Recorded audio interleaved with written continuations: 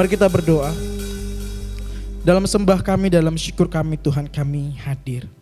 Kami merespon panggilan-Mu Tuhan. Tuhan, di waktu yang singkat ini kiranya Tuhan, kami bersama-sama sebagai anggota tubuh Kristus diikat oleh kasih-Mu dapat sekali lagi Tuhan mendengar sapaan-Mu. Dalam setiap hal yang kami alami hari ini, dalam setiap pergumulan yang kami alami hari ini, kiranya Tuhan firman ini sekali lagi menyapa kami Tuhan. Karunia-Mu, anugerah-Mu Tuhan sekali lagi menuntun kami untuk melihat, mengangkat kepala kami, menyenderkan tubuh kami Tuhan dalam setiap persoalan yang ada hanya kepada Engkau. Berkenanlah kiranya Roh Kudus menuntun setiap kami dalam pembacaan dan perenungan firman ini. Dalam Yesus Kristus kami memohon. Amin. Silakan duduk Bapak Ibu Saudara sekalian. Shalom. Ya, hari ini kita akan kembali lagi masuk ke dalam perenungan kita bersama dalam seri ekspositori surat Kolose. Bapak Ibu Saudara sekalian, ada yang ingat minggu lalu kita membahas tentang apa? Minggu yang lalu ketika Ciun yang khotbah, ada yang ingat kita membahas tentang apa? Seri ekspositorinya? Oke. 2 minggu yang lalu, ada yang ingat? Ketika Bang Yafet kalau nggak salah yang khotbah ya, Bang Yafet yang khotbah membahas tentang apa? Oke, semua lupa. Gimana? Bapak Majelis Peter, diulang lagi pengajarannya. Ya, minggu yang lalu kita membahas tentang respon hidup yang mau rela berkorban, rela mati bahkan untuk Kristus. Yang lalunya lagi kita membahas tentang supremasi Kristus. Nah, hari ini kita akan bersama-sama melihat, membaca kenapa bagian ini tuh begitu banyak pengajaran yang sangat dogmatis. Ada apa yang terjadi? Di bagian ini yang kita akan renungkan bersama, kita akan melihat apa yang sebenarnya terjadi dan sebenarnya apa inti pesan yang pengen disampaikan oleh Paulus pada jemaat di Kolose dan bagi kita sekalian yang hari ini menjadi pembaca masa kini. Mari kita buka Kolose 2 ayat 6 sampai 15. Saya akan membacakannya untuk kita sekalian. Kolose 2 ayat 6 sampai 15.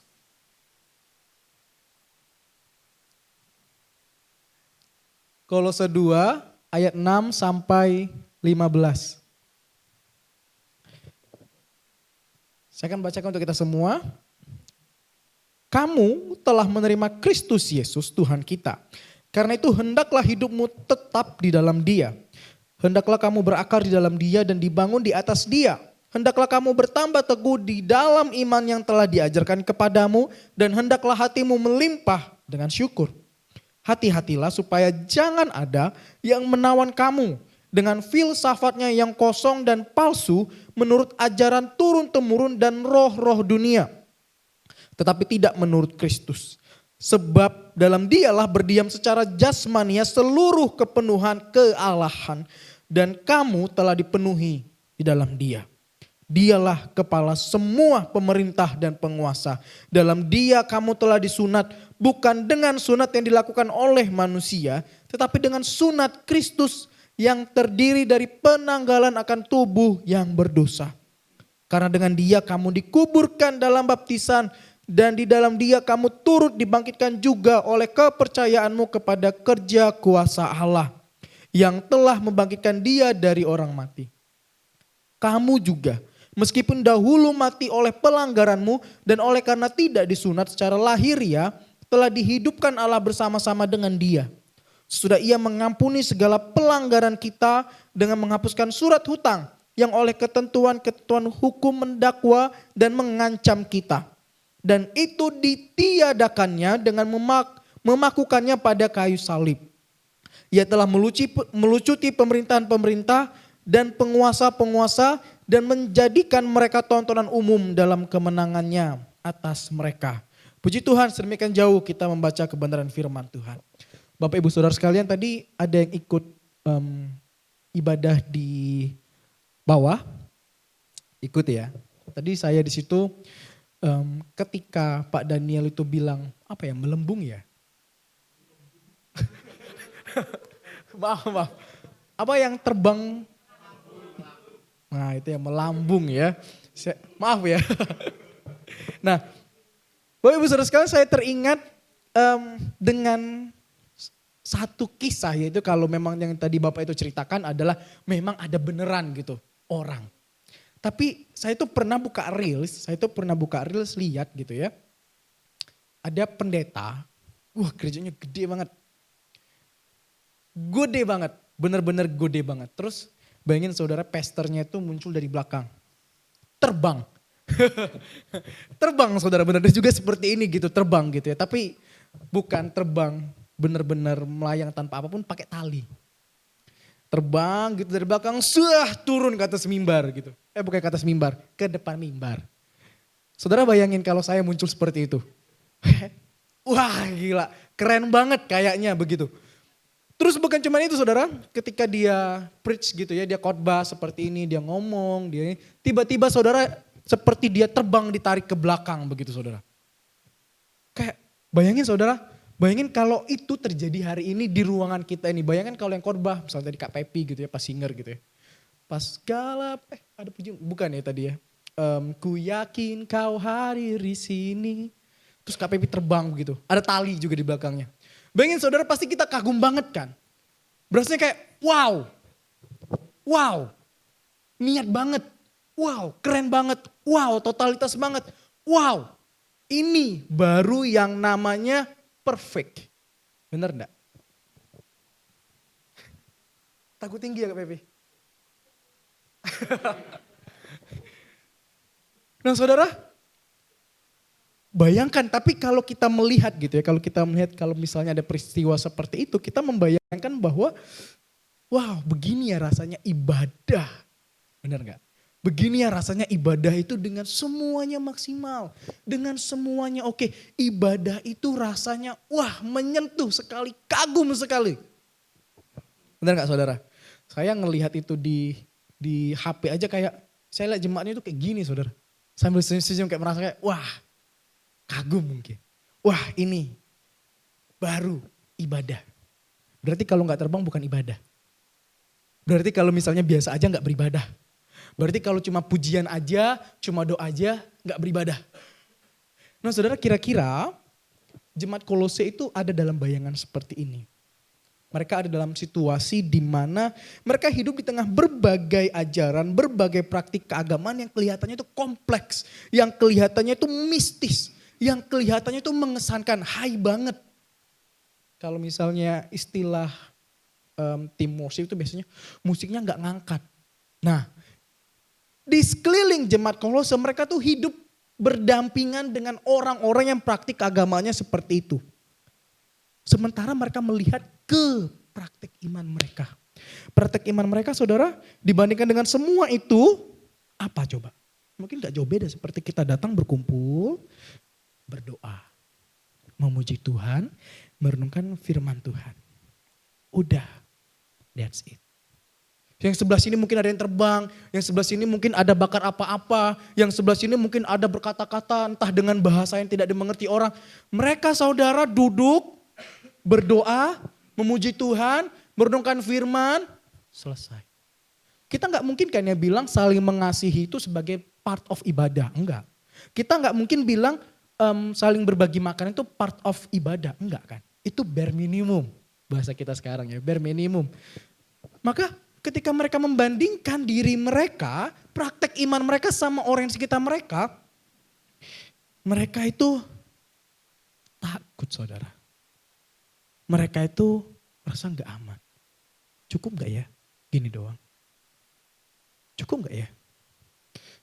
Bayangin saudara, bener-bener berbeda, different banget. Orang dengan wah banget, semuanya kelihatan kayak wah menyentuh sampai langit begitu ya. Mereka cuman berdoa, bersekutu bersama-sama, pujiannya pun mungkin tidak seperti ini.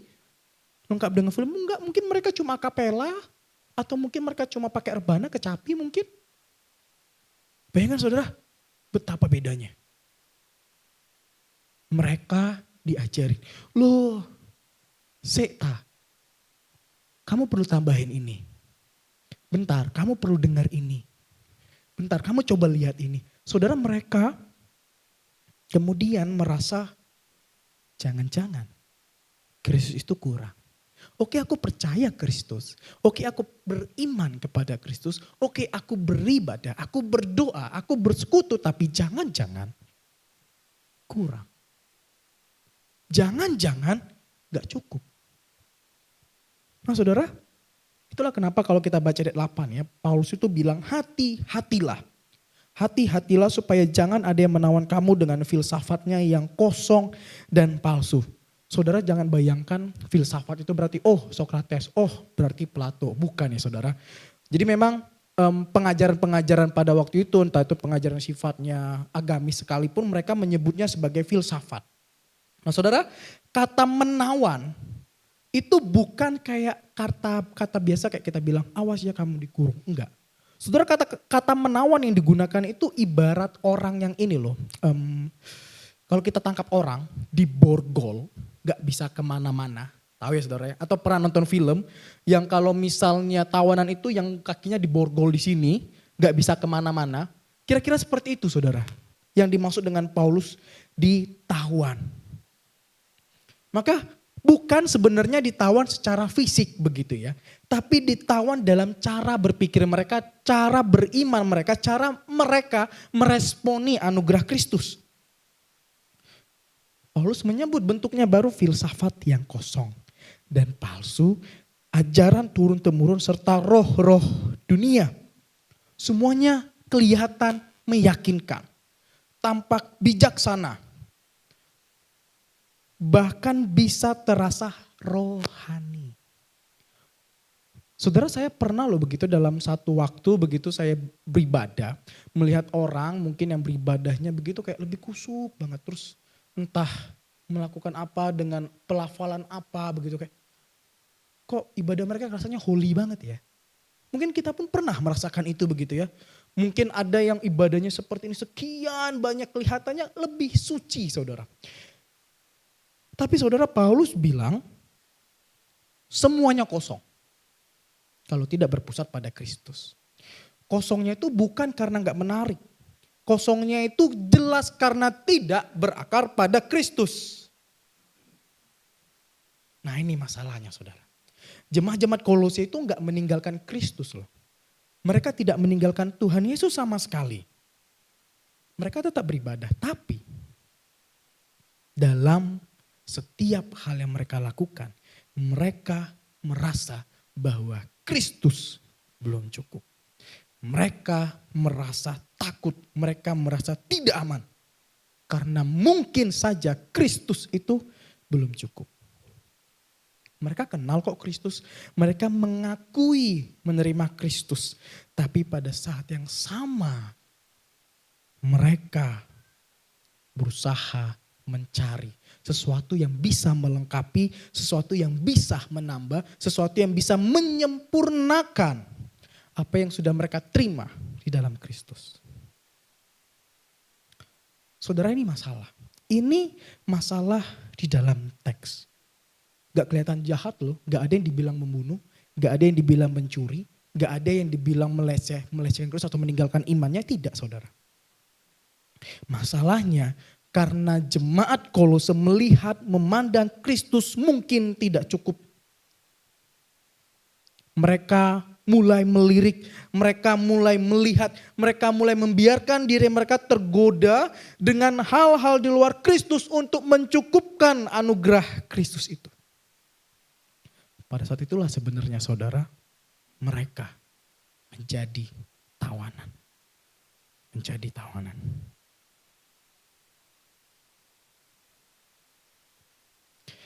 Nah saudara, apa yang terjadi dengan jemaat Kolose pada hari ini sebenarnya gak jauh berbeda sama kita begitu ya. Mungkin tidak dalam hal ibadah, tapi dalam hal lain mungkin kita merasa Kristus itu mungkin kurang loh. Kita hidup di dunia yang terus menawarkan banyak sekali hal di luar Kristus yang seolah-olah dapat membuat hidup kita lebih aman. Dapat membuat hidup kita lebih terarah dan lebih pasti. Dan seringkali kita lebih mementingkan itu ketimbang Kristus itu sendiri. Gimana saudara?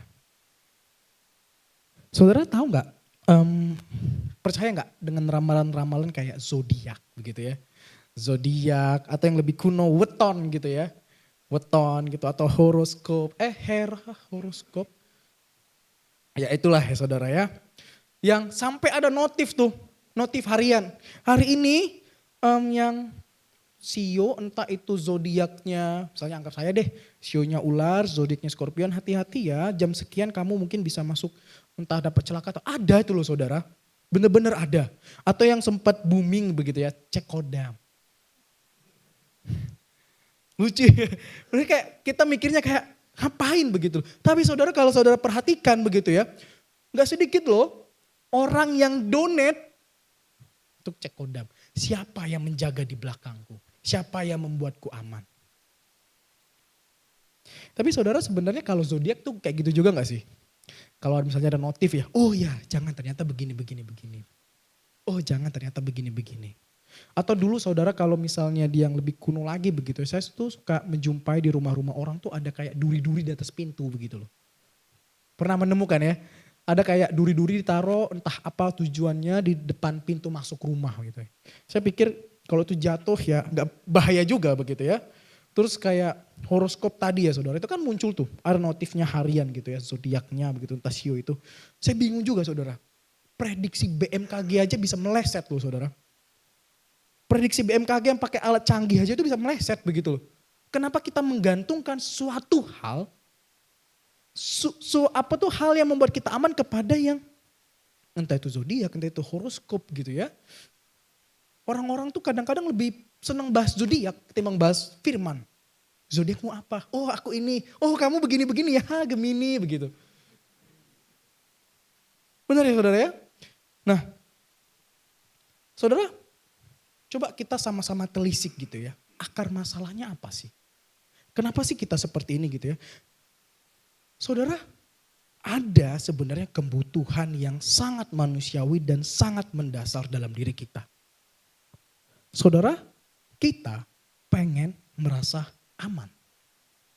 Kita nggak suka hidup dalam ketidakpastian. Itulah sebabnya kita mencoba mencari, menambahkan hal-hal yang kesannya mistis supaya lebih merasa yakin dan aman. Saudara jangan kira nggak ada orang Kristen yang nggak percaya horoskop. Banyak sekali saudara. Mereka percaya Kristus nggak percaya. Mereka beriman gak pada Kristus? Percaya. Kalau ditanya, kamu masuk mana? Masuk surga karena Kristus Tuhan. Percaya.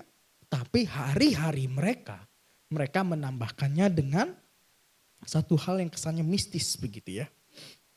Apakah cuma itu? Enggak saudara. Enggak cuma itu. Pekerjaan, pendidikan, kuasa. Kita menambahkan itu dalam kerangka iman kita supaya kita merasa aman. Kita menambahkan itu supaya kita merasa yakin pada apa yang kita percaya di dalam Kristus. Rasanya itu settle. Saudara coba saya mau tanya begitu, saya permisi tanya begitu, saya pun mengalaminya. Saudara sekolah diajarin untuk apa? Pinter. Betul. Kalau pinter bisa ngapain? Kerja di tempat yang baik. Benar ya? Kalau kamu kerja di tempat yang baik, kamu bisa dapat duit. Kalau kamu dapat duit, kamu bisa. Where is God? Where is Jesus? Ada enggak? Ada enggak? Tapi mungkin aja tuh, saya dulu begitu diajar begitu juga tetap dibawa ke sekolah minggu. Bapak Ibu Saudara. Saya begitu juga tetap dipaksa. Gereja ya, iya. Tapi hari-harinya saya diajarkan seperti itu. Jadi gak cuma horoskop ya saudara ya. Pendidikan bahkan sekalipun. Pekerjaan kita. Jabatan kuasa kita. Salah gak sih saudara? Enggak salah. Semua hal ini pada dirinya sendiri tuh tidak salah. Yang menjadi masalah adalah itu kita tambah-tambahkan, itu kita selip-selipkan, itu membuat kita merasa settle beriman di dalam Kristus. Kita berharap pencapaian kita, pendidikan kita, pekerjaan kita, tabungan kita, jabatan kita memberi rasa aman hari demi hari kita. Padahal itu sudah ada di dalam Kristus. Tanpa sadar sebenarnya kita sedang menyatakan bahwa Kristus itu gak cukup. Tanpa sadar. Saudara, coba kita jujur melihat ke dalam diri kita begitu ya. Benar gak seperti itu? Ada gak hari ini aku seperti itu? Atau pernah gak aku ada dalam fase seperti itu? Maka saudara, coba tanya ke dalam diri kita adalah sebenarnya kita meletakkan rasa aman kita itu di mana sih? Kita merasa cukup itu ketika apa sih? Kita merasa oke, settle itu ketika apa sih? Kita gak meninggalkan Kristus loh. Kita tetap datang beribadah, kita datang melayani, kita berdoa. Namun pada saat yang sama, jangan-jangan kita sedang membangun sandaran-sandaran lain dalam hidup kita. Seolah-olah Kristus itu penting tetapi gak cukup. Belum cukup. Seolah-olah kita percaya kepada Kristus tapi kita masih membutuhkan sesuatu yang lain untuk benar-benar merasa aman. Dan tanpa sadar, sebenarnya kita sedang tidak menempatkan Kristus sebagai Tuhan dan Juru Selamat. Kristus tidak menjadi Tuhan dan Juru Selamat selama kita masih membentuk senderan-senderan lain selain Kristus. Bukan karena kita tidak mengenal Kristus, bukan. Karena kita memang merasa Kristus itu tidak cukup. Makanya kita mau mencari yang lain, mencari tambahan-tambahan. Di luar Dia, ketika kita mencoba mencari menambahkan, di luar Kristus kita adalah tawanan dari dunia ini. Sekalipun kita beriman kepada Kristus. Maka saudara, mari kita bertanya pada diri kita, Kristus seperti apa yang sebenarnya kita percaya? Kita bilang, aku percaya Tuhanku. Kristus seperti apa? Yesus seperti apa yang kita percaya? Kalau kita dalam praktiknya aja gak benar-benar merasa settle ketika beriman kepada Kristus. Saudara, ketika saya membaca bagian ini ya, saya merenungkan bagian ini, saya membaca satu buku A.W. Tozer gitu ya, The Knowledge of the Holy kalau tidak salah. Saudara menarik sekali menjelaskan di situ di zaman PL. Kalau sudah perhatikan begitu juga ya, saya juga baru shock juga gitu ketika membacanya. Para nabi yang mendapatkan penglihatan itu tidak pernah bisa menggambarkan Allah yang mereka lihat secara harfiah. Gak pernah. Mereka menggunakan bahasa penggambaran. Oh alangkah, oh sungguh, oh seperti ini, seolah-olah. Bahkan saudara kalau kita flashback gitu ya, ketika kita membaca ketika Allah mengikatkan janji kepada umat pilihannya bangsa Israel, Allah menyatakan dirinya dalam bentuk penggambaran. Allah menyatakan dirinya dalam bentuk situasi, kondisi pada waktu itu. Kenapa saudara? Menarik sekali A.W. Tozer itu bilang karena memang tidak mungkin manusia bisa memahami Allah. Karena tidak mungkin. Apa yang kita bayangkan tentang Allah bisa jadi selalu kurang. Apa yang kita bayangkan tentang kebesaran Allah, jangan-jangan justru itu terlalu kecil. Tidak terjangkau saudara. Sungguh tidak terjangkau. Kuasa Allah. Kemahakuasaan Allah itu tidak terjangkau oleh manusia. Tapi di dalam Kristus Allah menyatakan dirinya. Itulah mengapa saudara ketika kita membaca begitu ya, Paulus bilang dalam Dialah berdiam secara jasmani ya, secara menubuh seluruh kepenuhan keilahian. Allah yang tidak terkatakan itu berinkarnasi menjadi manusia. Menjadi bisa dilihat, menjadi bisa disentuh. Menjadi bisa kita perhatikan. Menjadi bisa ditulis apa yang dilakukannya. Saudara, di dalam Kristus secara badaniah seluruh kepenuhan keilahian Allah itu ada. Bukan hal yang kecil ini saudara. Sungguh bukan hal yang kecil. Seluruh kepenuhan. Bukan sedikit, bukan sebagian, seluruh. Kalau kita membaca ini aja begitu ya. Apa sih yang sebenarnya kita cari di luar dia? Kalau Allah yang tidak terjangkau itu saja sudah menjadi manusia, dia berdiam, kita bisa melihat dia, kita tahu apa yang terjadi, apa yang sebenarnya kita cari lagi di luar dia? Paulus menambahkan, dan kamu telah dipenuhi dalam dia. Bukan akan, bukan sedang, tapi telah. Telah dipenuhi. Artinya sebenarnya saudara dalam Kristus, kita tidak ada loh kekurangan sekalipun. Bahkan untuk hari depan yang kita nggak tahu pun kita sudah tahu loh. Kenyataannya bahwa kita aman di dalam Kristus. Bukan berarti hidup kita tanpa masalah. Bukan berarti semuanya akan berjalan lancar. Bukan. Tapi di hadapan Allah di dalam Kristus kita tahu kita akan aman. Sekalipun kita ada masalah, kita tahu rencana Tuhan adalah rencana yang terbaik. Kita sering mengungkapkan itu. Dan kita tahu. Paulus pun menjelaskan juga bahwa kita telah dipersatukan dengan Kristus. Kita dikuburkan bersama dia dan kita dibangkitkan bersama dia. Ini bukan sekedar simbol saudara. Ini bukan sekedar simbol. Hidup kita yang sekarang ini, yang kita bisa duduk berdiri, kita bisa beribadah, itu kita sedang tidak berusaha sebenarnya menjadi cukup. Enggak. Dengan kita beribadah, kita sedang tidak berusaha menjadi cukup. Tidak. Dengan kita berdoa, kita sedang tidak berusaha menjadi cukup. Tidak. Bahkan dengan bekerja, bahkan dengan belajar, bahkan dengan membaca Alkitab sekalipun.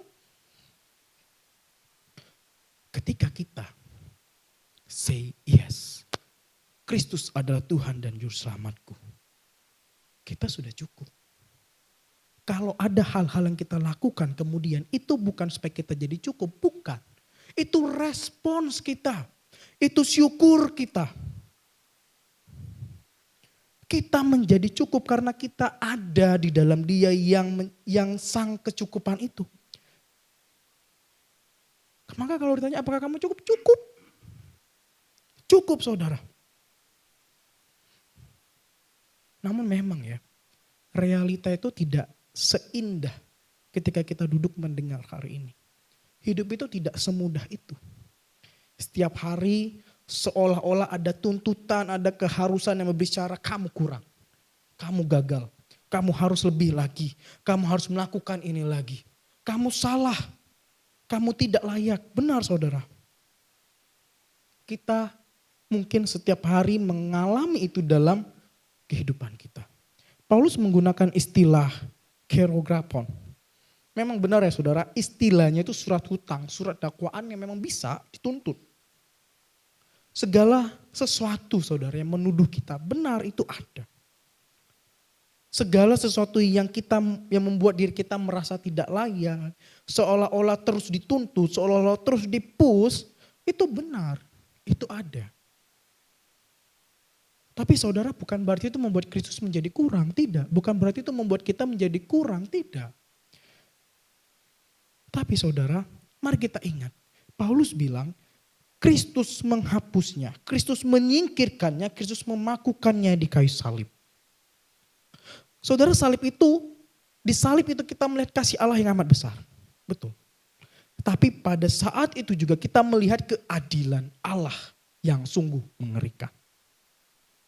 Hukuman dari surat dakwaan itu nyata dan benar.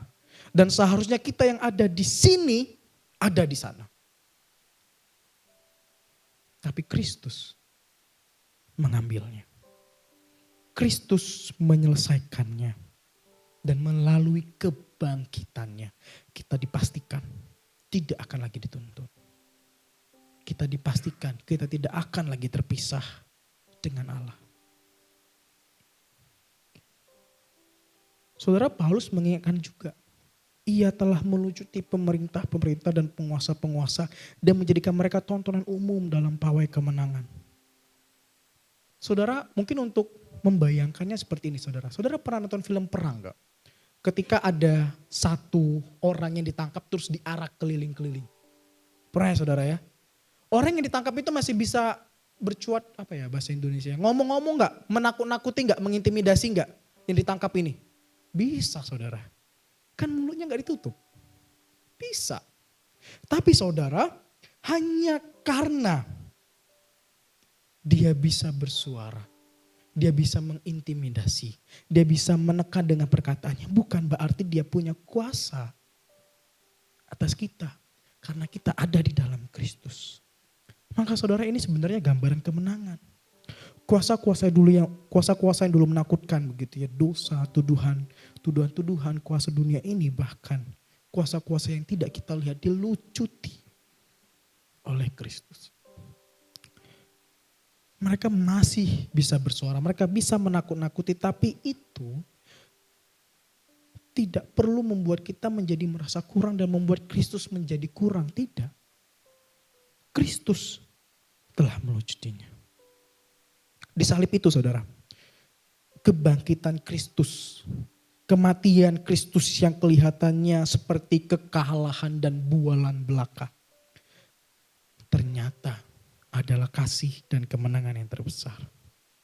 Dan di titik ini kita mulai melihat dengan lebih jelas masalah kita adalah sering kali kita merasa bahwa Kristus itu tidak cukup. Itu masalah kita. Masalah kita sering kali kita merasa beriman kepada Kristus itu tidak merubah apapun. Itu masalah kita saudara.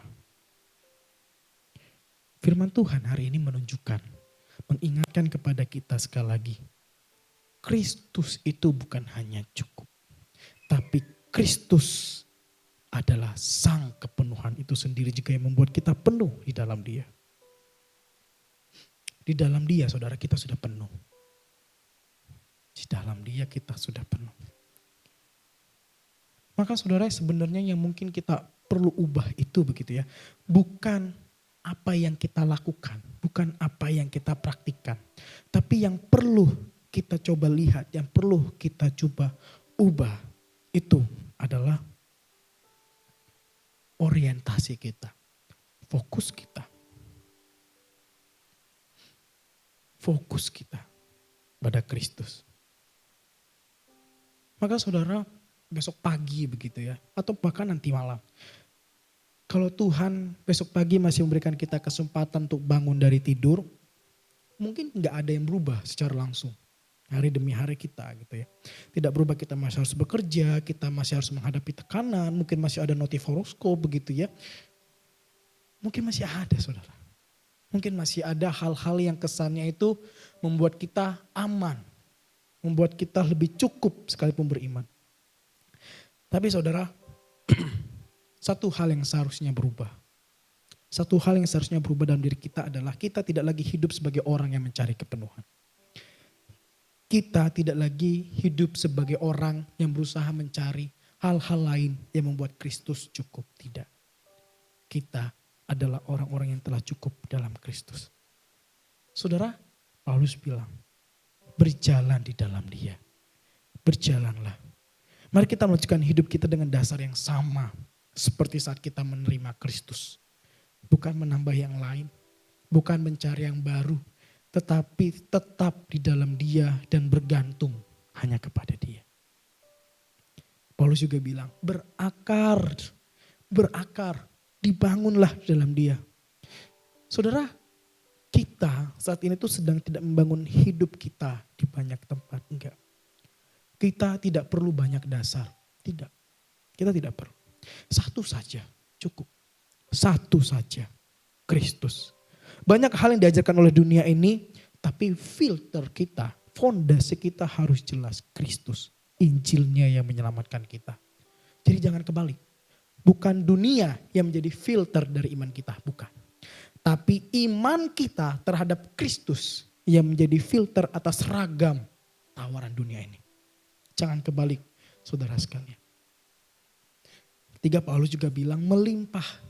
Marilah hidup dalam kelimpahan dengan ucapan syukur. Saudara, orang yang terus mencari akan selalu merasa kurang. Pasti. Tapi orang yang tahu bahwa dirinya have good enough, sudah cukup, sudah penuh. Ia bisa bersyukur. Bukan hanya dalam kondisi yang stable, enggak. Bukan hanya dalam kondisi yang baik saja, enggak. Dalam kondisi yang terburuk sekalipun, ia bisa bersyukur. Karena ia tahu yang paling penting ia sudah terima. Dan ia tahu Tuhan tidak pernah meninggalkan dia. Saudara, firman ini mengajak kita untuk kembali. Bukan untuk menambah, bukan untuk mencari, tapi kembali. Kembali kepada Kristus sang kecukupan itu. Karena di dalam dia, kita sedang tidak mencari-cari untuk menjadi penuh, tidak. Kita di dalam Kristus sudah penuh. Kiranya firman ini meneguhkan kita, anugerah Tuhan menyapa kita sekali lagi melalui perenungan ini. Mari kita berdoa. Sungguh Tuhan, kami mengucap syukur mempunyai Allah seperti Engkau. Allah yang sungguh tidak dapat kami jangkau dengan knowledge yang kami punya. Tapi Engkau berkenan Tuhan hadir. Engkau berkenan menyatakan dirimu di dalam Kristus. Terima kasih Tuhan. Engkau membuat kami penuh. Engkau membuat kami cukup. Bukan karena apa yang kami beri. Bukan karena apa yang kami bawa atau apa yang kami punya. Tapi karena kasih-Mu. Tuhan, dalam menghadapi hidup ini kami tahu begitu banyak hal yang mungkin membuat kami melihat, yang mungkin membuat iman kami goyah. Tapi Tuhan, kiranya Engkau beranugerah, menuntun kami, menolong kami untuk kembali yakin, percaya bahwa Engkau sang kecukupan itu membuat kami cukup. Ini harap kami Tuhan. Ini doa kami mohon tuntunan-Mu dalam hidup kami hari demi hari. Di dalam nama Yesus, sang kecukupan itu kami berdoa. Amin.